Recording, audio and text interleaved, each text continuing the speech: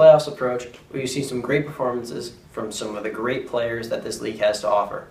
I'm Sam Leventhal, and by my side, Joe Catapano, and welcome to part 2 of this Legacy Leagues award show brought to you by Burns Tire. Joe, let's jump straight into it. Who's on the all-defensive team?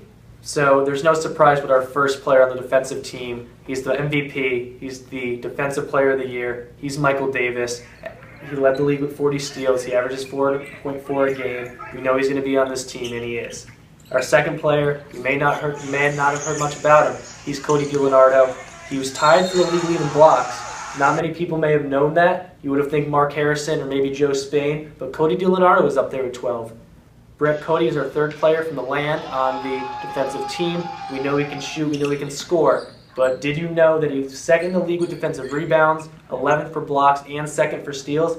He gets it done on both sides of the court, and there's no reason why he shouldn't be on this team, and he is. And our last player, I just mentioned a few moments ago, he also was tied for the league in blocks with 12, and that's Joe Spain and the Pandas. So that wraps it up for our defensive team. What do you think of the players on this list? I think Michael Davis is the obvious choice to lead this team. He has 13 votes for the defensive team. But my favorite choice for this defensive team is actually Brett Cody. Like you said, he really does get it done on both ends of the floor, coming up with huge blocks, most notably the one on Aaron Samuel of Wigan Blake, who really just tried to put him under the rim, and Brett really wasn't having any of it. So we'll jump straight into our second team. Topping off the second team will be Mark Harrison, the big body from Zucru, who has really locked down the paint for them all year. Following him, Russ Payton with 15 votes, who has been all the Brotherhood have hoped for this season. And Jelon Mason of the Pandas with 10 votes. And once again, Brett Cody will be on another team. He will be joining the second team, and he got on there with 9 votes. Joe, who do you like on this squad?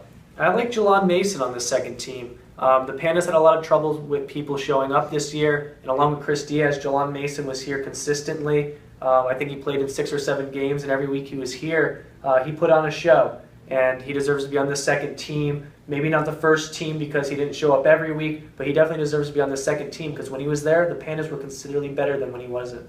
Is there anybody on this second team that you think maybe should have jumped over onto the first team or maybe even the all-defensive team? I think they're pretty accurate. Brett Cody could definitely make a name for the first team because he's so good offensively and defensively, but other than that, I have no real complaints about this second team. And the second team is, of course, very solid, but like we just mentioned, the first team, let's reveal it, Joe. What do you got?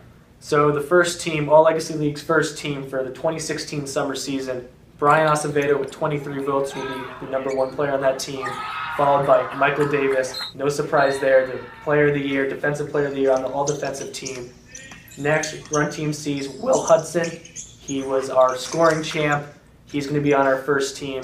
And to wrap up our All Legacy League's first team, Tyron Coward of the Brotherhood. No surprise here either. On a 9-0 team, you know you're going to have some people on the Brotherhood on this first and second team. You have 2 of them between Michael Davis and Tyron Coward. Sam, what do you think of this first team compared to the second team?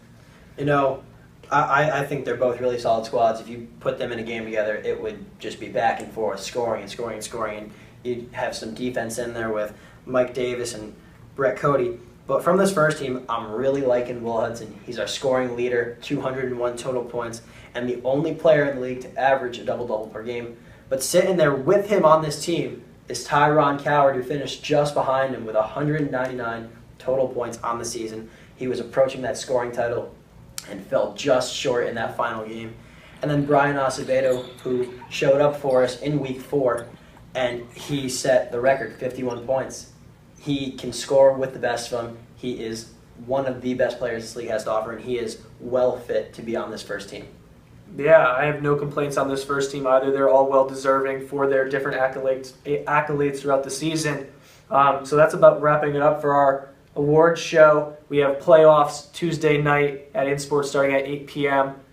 We have 3 hours of basketball on both our courts. Check us out on Snapchat, Facebook, Twitter, all that jazz. You know where it's at. I'm Joe Catapano. Alongside me is Sam Leventhal, and this has been our awards show.